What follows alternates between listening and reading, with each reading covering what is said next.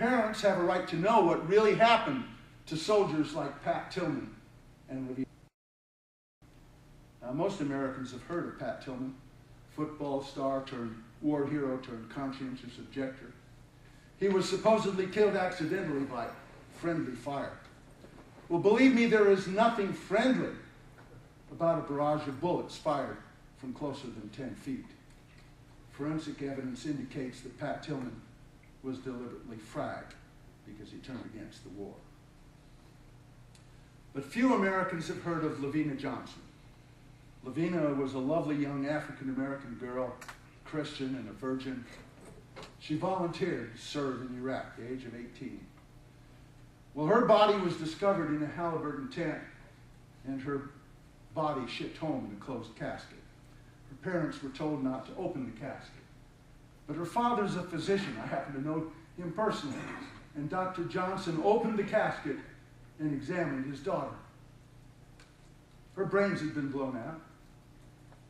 There were bruises all over her body. Both hands badly burned, too badly burned to hold a gun, for example. And acid had been poured on her genitals in an apparent attempt to destroy DNA evidence.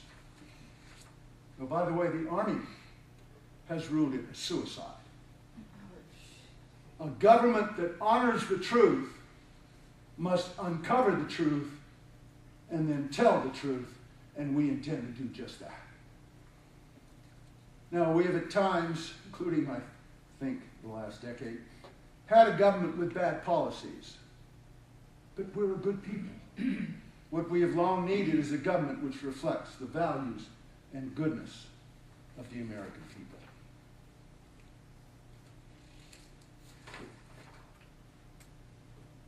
Our values and goodness are not reflected by a government which violates international law in its conflicts and denies its own citizens their constitutional rights. I have therefore ordered the release of all those being detained without charge, the closure of the prison at Guantanamo Bay, not within 12 months, but within 3 weeks. Don't worry, we'll find somewhere else for Cheney and Bush. And the end of the rendition program in which suspects are kidnapped and taken to secret foreign prisons to be tortured. A program that occurred under both political parties. I've pardoned a host of political prisoners, including folks like Leonard Peltier and Mumia Abu-Jamal. I'm also pardoning all those incarcerated of marijuana. The failed war on drugs is over. All contracts for mercenaries, including all contracts with Blackwater, Z as they call themselves now, are canceled. This includes contracts with the DOD, the CIA, the State Department, and the Department of Homeland Security, which, by the way, is being abolished. We do not need an agency whose mission is to protect the government from the American people. Our values and goodness are not reflected by a government which launches unnecessary wars of aggression. And you can't win in occupation. Within 3 months, we're going to support what's left of our troops by bringing them home while they're still alive. We're going to take care of our disabled veterans. Cost of the disabled veterans from the Iraq war alone will be in the trillions of dollars, but it's a cost we must bear and do it right. And our new Secretary for Veterans Affairs, Senator Max Cleland, will see that.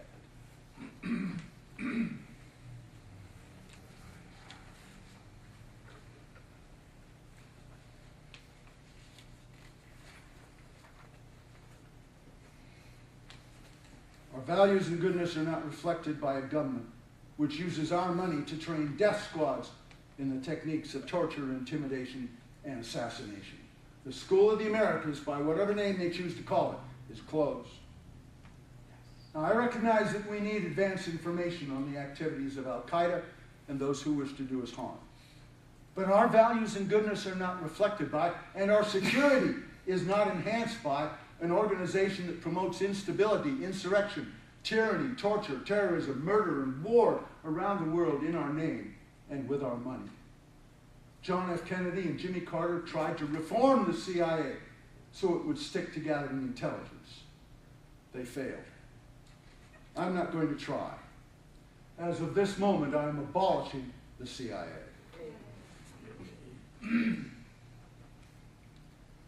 I guess those who are in Iran right now will have to hitchhike home. Our values and goodness are not reflected by a government which sends its working class youth around the world to kill the sons and daughters of working people in other countries. Our values and goodness are not reflected by sending our children to the Middle East to kill Arabs so the oil companies can profit from selling the oil under other people's sand, making us the cracks. No more El Salvadors, no more Kosovos. These are not isolated incidents of stupidity. They're part of a long, bloody history of foreign policy being conducted for the financial benefit of the wealthy few. It's a new form of colonialism. It violates our Constitution. It endangers our national security. It mortgages our future. It sacrifices our children, and it will never happen again. We are irreversibly returning to a constitutional foreign and military policy. As president, I will use the men and women in our armed forces to protect our borders and our people, period. Not the financial interests of Bechtel, Folgers, Chiquita Banana, Exxon, and Halliburton.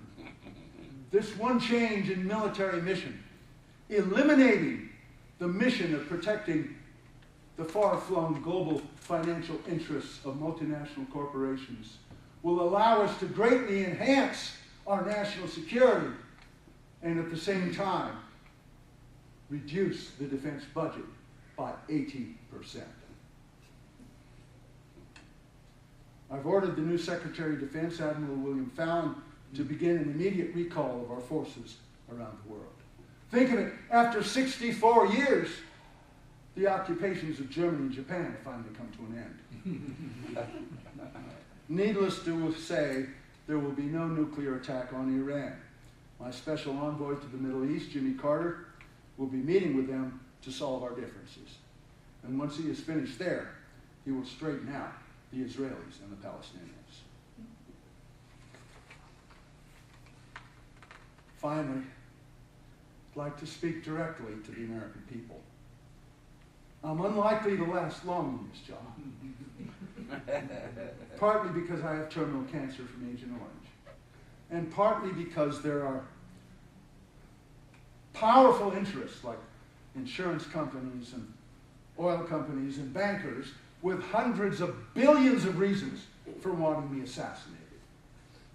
By the way, if you suddenly hear that I have committed suicide by shooting myself in the back with a long shotgun 3 times, you might want to be a little suspicious. They'll call you a conspiracy theorist. Never mind, be suspicious anyway. But you know it won't matter. They can kill me, but they can't kill what we started. It's too late for that. My words heard tonight by a few will tomorrow reach many. If the corporate media won't carry it, YouTube will. My faith is that you, the American people, will not let the vision die with me. My vision is an America in which every family can be supported by one wage earner with one job paying a living wage. It's an America in which health care is provided to all as a right. You know, as a conservative, I believe that the only fiscally responsible way to provide health care is to eliminate the profit, the overhead, the red tape, and the interference between doctor and patient of the insurance companies by kicking them out of health care altogether.